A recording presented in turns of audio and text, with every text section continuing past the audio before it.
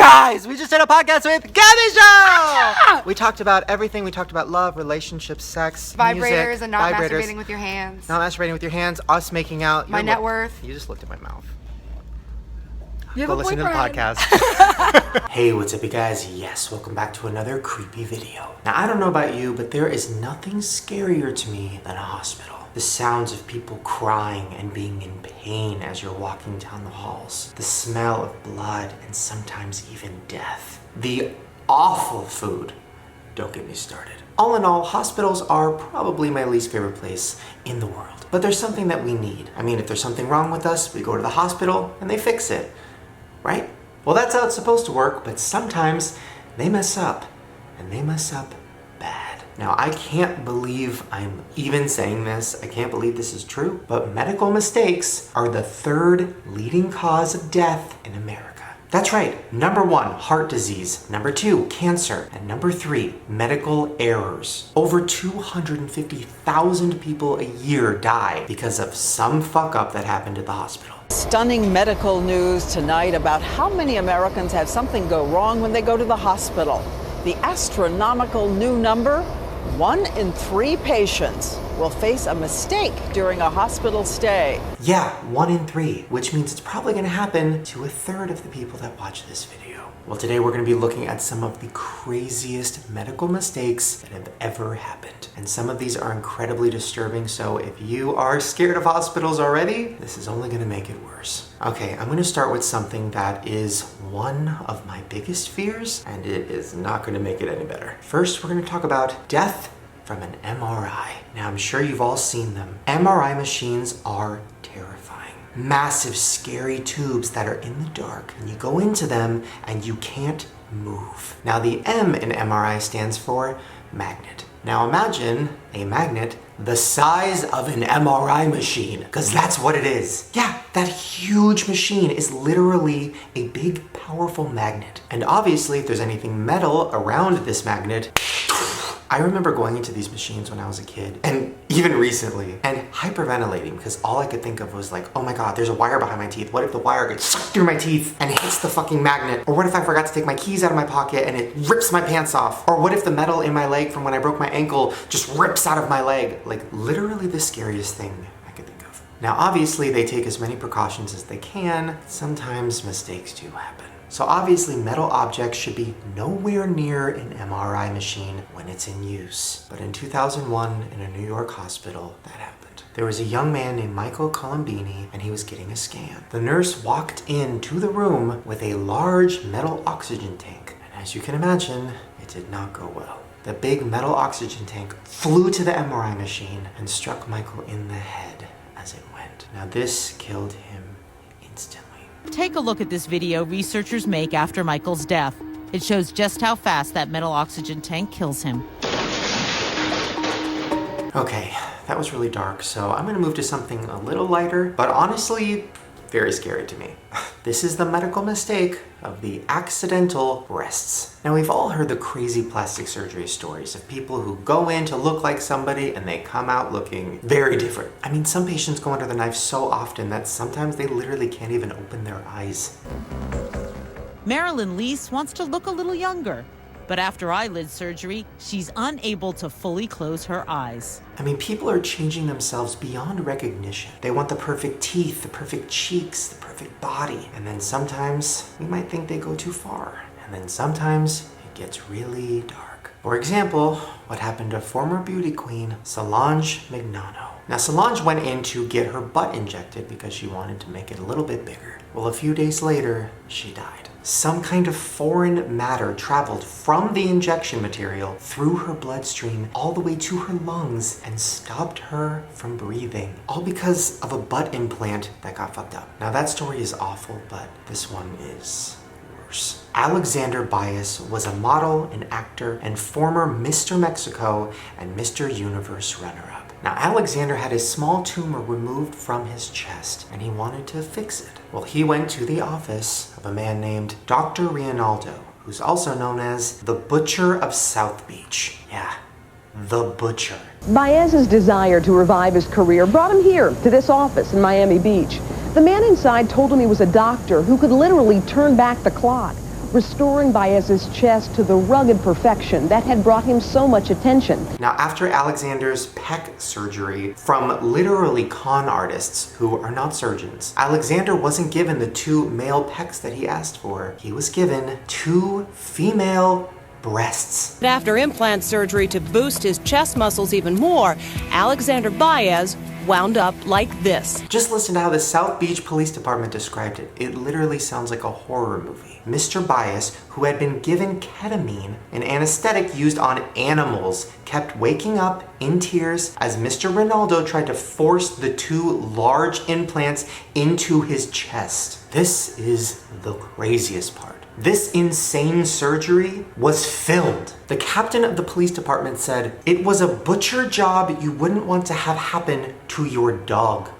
Now, Dr. Ronaldo skipped town after this happened because he had a bunch of other people that he had given bullshit surgeries to that he was trying to run away from too. But luckily they found him and they put him in jail. Only for 7.5 years, but I don't know. Oh, and by the way, in case you were wondering, he literally used cake spatulas to shove the breast implants into Alexander's chest. Oh my God. We gotta move on. Okay, now this next thing we're gonna talk about is something I talked about like 6 months ago. So if you've already heard about this, you can skip this part of the video. But if you haven't, oh my God, this is going to ruin going to the hospital for you. If you haven't heard of something called anesthesia awareness, I'm sorry. Patients who remain wide awake and paralyzed while doctors cut them open. It is excruciatingly painful, as you'd imagine. It's also more common than you might think. That's right. You're literally being put under to go into surgery. Can't move, you can't talk, you can't open your eyes, but you can feel every single cut. Everything, every scalpel. If you're getting heart surgery, you'll feel them crack your ribs open. If you're getting stomach surgery, you'll feel them burning your stomach.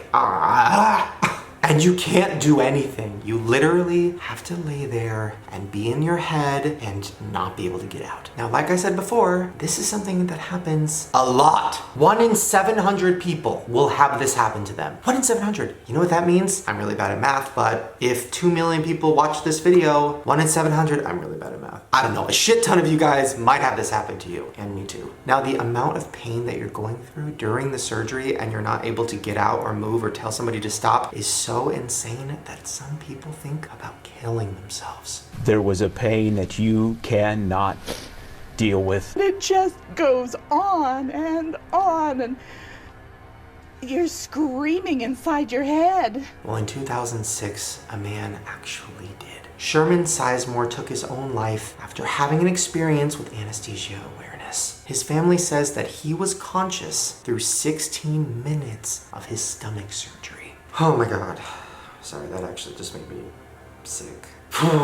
If you didn't see this video I did a while ago, I interviewed a girl who actually had this happen to her, and she was having awareness during an insane surgery, and oh my God, just look at a clip. But while your flesh is burning, you can smell it, which is something that I never even imagined happen in surgery. It's something you just never think about, like what does surgery smell like? But while you're smelling it, you're also kind of tasting it. And in case you're wondering, burnt flesh smells and tastes like barbecue and burnt hair. Oh, yeah. It is very, very real. So please, if you are going to get surgery, make sure they have a brain monitor. Make sure you ask about anesthesia awareness, because some hospitals do have ways of making sure it doesn't happen, but a lot don't. Ugh, it's just, it's too much. All right.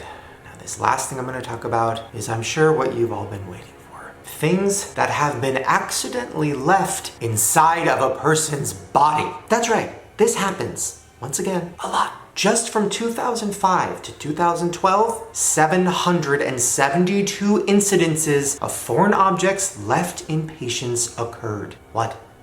Now, this happens so often in the medical world that they have a phrase for it. Retained surgical items. Or, shit we fucking left inside that person. Now, obviously, there's been scissors and scalpels and other very, very scary things left inside of people's bodies. But sometimes they're little, but they cause even more damage. There was a woman named Sophia in Kentucky who had a small sponge left inside of her for 4 years. Now, the sponge rotted into her body and caused permanent bowel damage. Now, because of this huge mistake, she got $2.5 million.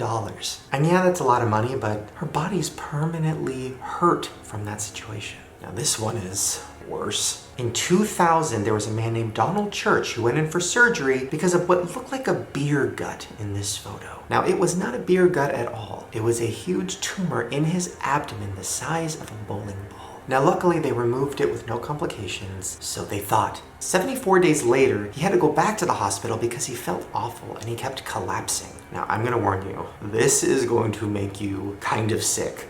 So sit down if you're not. When he went back to the hospital, they found out that they had left a 13-inch stainless steel tool inside of his stomach. Oh my God. When I heard this one, I literally got diarrhea. Now he's okay, they removed it and he's fine. I mean, I don't know how, but he is. But 13 inches, I can't even, like that's, just imagine having this inside of you. That was a weird visual, let's put this back. Now, if you've ever had any kind of surgery of any kind, you might want to feel around your body and see if there's anything that feels off. Because there's a huge chance that you have something that the doctor might have left inside of you. And that random metal object might be slowly killing you.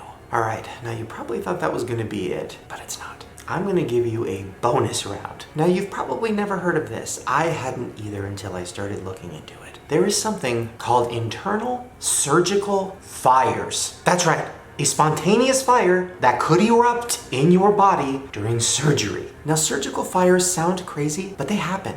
And they happen 600 times a year. That's like, twice a day. I'm bad at math, but I think that's almost twice a day.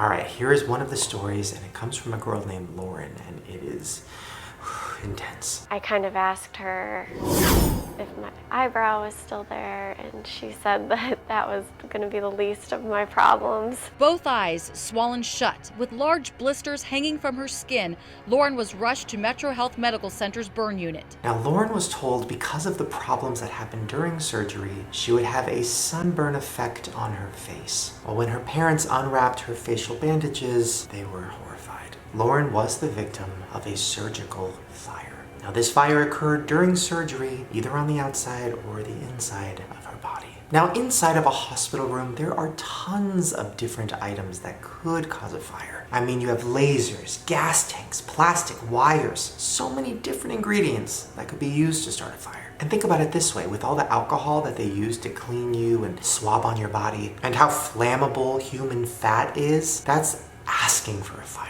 Now, luckily, hospitals are getting a lot smarter about how to prevent this and how to deal with it, but it is a real thing, and it is scary. Well, there you guys go. Hopefully you enjoyed all of these scary medical mistakes. Now, this video in particular was really hard for me to make. It was hard for me to think about. It was just, all of it is literally my worst nightmare. So I hope it gives you nightmares too, because I don't want to be alone. All right, you guys, if you want more videos like this, I was thinking about doing a video about the scariest things that have ever happened in an emergency room. And if you want that, give me a thumbs up. Let me know. Also, make sure to subscribe to my channel right down below and hit the notification bell because I make new videos every day. And if you want to see the full video I did about anesthesia awareness, it is nuts. You might pass out. I literally almost passed out when I was filming it. I will put a link to it right at the top of the description below. All right, you guys, I'm gonna go. And if you have to go to the hospital soon, good luck.